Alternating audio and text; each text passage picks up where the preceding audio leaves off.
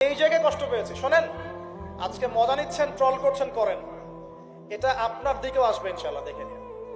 কারণ এটা শুধু আমাকে উদ্দেশ্য করা নয়, এর উদ্দেশ্য হচ্ছে পুরো ওয়াজ মাহফিল এবং আলেম ওলামা এবং পুরো কমিউনিটিকে বিতর্কিত করা। আপনার উচিত ছিল নিজের ভাইয়ের পাশে এসে দাঁড়ানো, আপনি উল্টা মজা নিয়েছেন। এগুলো আল্লাহর আরশ পর্যন্ত পৌঁছে গেছে ইনশাআল্লাহ। আল্লাহ পাক অচিরেই এর ফলাফল নাযিল করবে ইনশাআল্লাহ। একটা ন্যাশনাল নিউজ যদি প্রচার করতে চান, আপনাকে পক্ষে বিপক্ষের কথা নিতে হবে না? একটা ন্যাশনাল নিউজ প্রচার করবেন, তাহলে বাদী বিবাদী উভয়ের কথা শুনতে হবে না? এই হলুদ সাংবাদিকতা, টোটালি হলুদ সাংবাদিকতা। এর পিছনে কি উদ্দেশ্য? উদ্দেশ্য হচ্ছে এক নাম্বার ওয়াজ মাহফিলকে বিতর্কিত করা, নাম্বার ওয়ান। এক নাম্বার উদ্দেশ্য ওয়াজ মাহফিলের যে চলমান সিলসিলা বাংলার মাটিতে চলছে, এই চলমান সিলসিলাকে বিতর্কিত করা একটা প্রধান উদ্দেশ্য, এক নাম্বার। দুই নাম্বার, ওয়াজ মাহফিলে যেসব বক্তাদের মাহফিলে বেশি মানুষ আসে, এই বক্তাদেরকে জাতির সামনে এই বিতর্কিত করে উপস্থাপন করা। দুই নাম্বার। তিন নাম্বার, আপনি যদি একজন বক্তা বা আলেমকে বিতর্কিত করতে চান, দুইটা ইস্যু লাগবে আপনার। এক, নারী কেলেঙ্কারি, দুই, অর্থের কেলেঙ্কারি। মারো খেলাম আমরা, জুলুমের শিকার হলাম আমরা, আর উল্টা আমাদেরকে টাকার মতো ছোট্ট একটা বিষয়কে কেন্দ্র করে আমাদেরকে জাতির সামনে অপমানিত করা হচ্ছে। কত টাকা নেবেন? টাকার জন্য যদি আমরা মাহফিল করতাম, আজকে 10তলা বাড়ি থাকতো। একদিনে চাইলে আমি 10টা মাহফিল করতে পারতাম। টাকার জন্য যদি আমরা কাজ করতাম, দিনের কাজ, তাহলে আমার নামে শত শত বিঘা জমি থাকতো। আমি আল্লাহর বান্দা, আল্লাহর জমিনে বেঁচে আছি কারাগারের জীবনে, আমার 100 কোনো জমি নাই পৃথিবীতে, 100 না, আল্লাহর কসম করে বলতেছি। আমার দুইটা পরিবার ভাড়া থাকি আমরা, প্রত্যেক মাসে ভাড়ার টাকা গুনতে হয় আমাদেরকে। টাকা পয়সা দিয়ে মাহফিল কিনে নিয়েছে। আমাদের নাম্বার ফেসবুকে available, WhatsApp number available. Phone করে তো বলতে পারতেন যে ভাই আসলে কি হয়েছিল ঘটনা। তার মানে বোঝা যায় এর পিছনে একটা গভীর ষড়যন্ত্র আছে। ষড়যন্ত্র এক নাম্বার, আলেম ওলামাদের অবস্থা কিন্তু দেশে ভালো নয়। ষড়যন্ত্র এক নাম্বার হচ্ছে হকপন্থী আলেম ওলামাদেরকে সমাজ থেকে মাইনাস করে দেওয়া, একটা উদ্দেশ্য এক। দুই নাম্বার, ওয়াজ মাহফিলকে বিতর্কিত করা, একটা উদ্দেশ্য। তিন নাম্বার, যেসব বক্তাদের ওয়াজ মাহফিলে বেশি মানুষ আসছে, জনগণ শুনছে, আমল করছে, ইসলামের একটা ফ্লো সৃষ্টি হচ্ছে, এই মানুষদেরকে সমাজে বিতর্কিত করে দেওয়া। এবং এই কাজগুলোর মধ্য দিয়ে কারা তাদের এজেন্ডা বাস্তবায়ন করছে আপনারা খুব ভালো করে খেয়াল করেন। আর কিছু আছে চিলে কান নিল টাইপের মানুষ, যা দেখবে অনলাইনে, যা আসবে দেদারসে প্রচার করা শুরু করবে। তুমি যে ফেসবুকে ইউটিউবিং করছো, ফেসবুকিং করছো, কখনো কি আমাকে জিজ্ঞেস করেছিল, আমাদেরকে জিজ্ঞেস করেছিল ভাই কি হয়েছে আপনাদের সাথে? তুমি এক পক্ষের কথা শুনে গালিগালাজ করছো, চরিত্র নিয়ে কথা বলছো, টাকার কেলেঙ্কারি দিচ্ছ। তোমাদের জন্য দুইটা নসিহত করে শেষ করবো, জাস্ট দুইটা। এক, নবী সাল্লাল্লাহু আলাইহি ওয়াসাল্লাম বলেছেন, কাফা বিল মারই কাযিবান ওয়া হুয়া ইয়াকুলু কুল্লামা সামিআ। কোন ব্যক্তির মিথ্যাবাদী হওয়ার জন্য এতটুকুই যথেষ্ট যে সে যা শুনবে যাচাই বাছাই না করে তা প্রচার করা শুরু করবে। এক।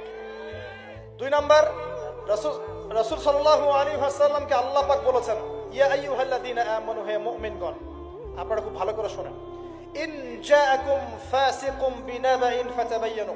কোন ফাসিক, পাপাচারী কোন ফাসিক যদি কোনো সংবাদ নিয়ে আসে, সেটা বিশ্বাস করার আগে অবশ্যই যাচাই বাছাই করে নিন, না হলে আন তুসিবু কওমান বিজাহালা ওয়া তুসবিহু আলা মা ফাআলতুম নাদিমিন। না হলে তোমরা অজ্ঞতাবশত এমন পদক্ষেপ নিয়ে ফেলবে যার ফলশ্রুতিতে তোমাদেরকে অনুতপ্ত হতে হবে।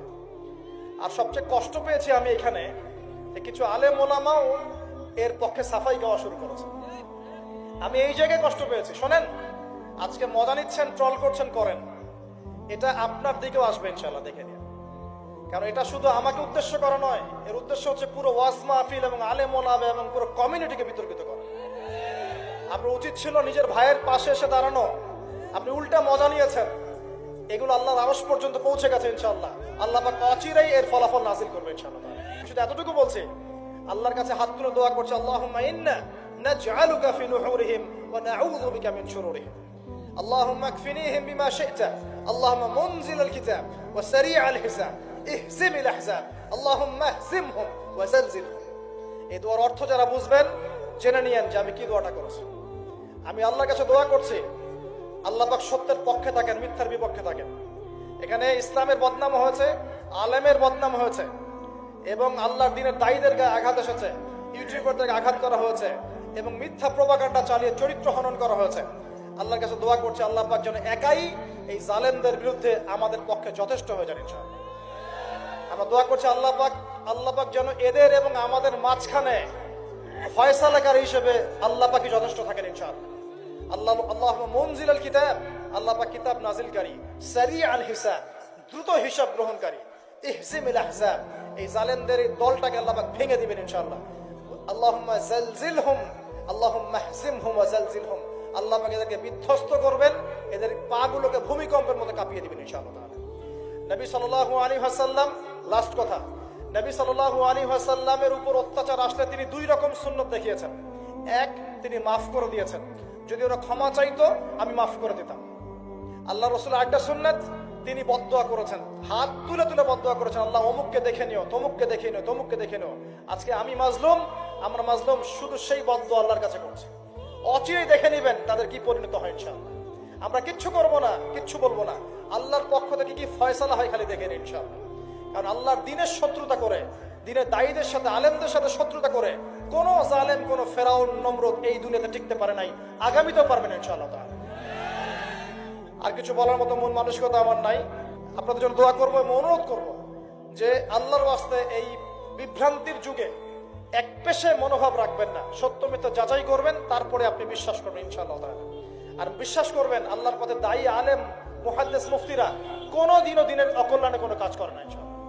আল্লাহ রাব্বুল আলামিন আমাদের সবাইকে পবিত্র কোরআন এবং সহিহ হাদিসগুলো অনুযায়ী আমল করার তৌফিক দান করুন, নবীর সুন্নাহগুলো মেনে চলার তৌফিক দান করুন, এবং আমাদের মাঝে যত ইখতিলাফ আল্লাহ পাক দূর করে দিন, এবং দৃশ্যমান অদৃশ্যমান সমস্ত রকম ইসলামের শত্রু থেকে আল্লাহ পাক আমাদেরকে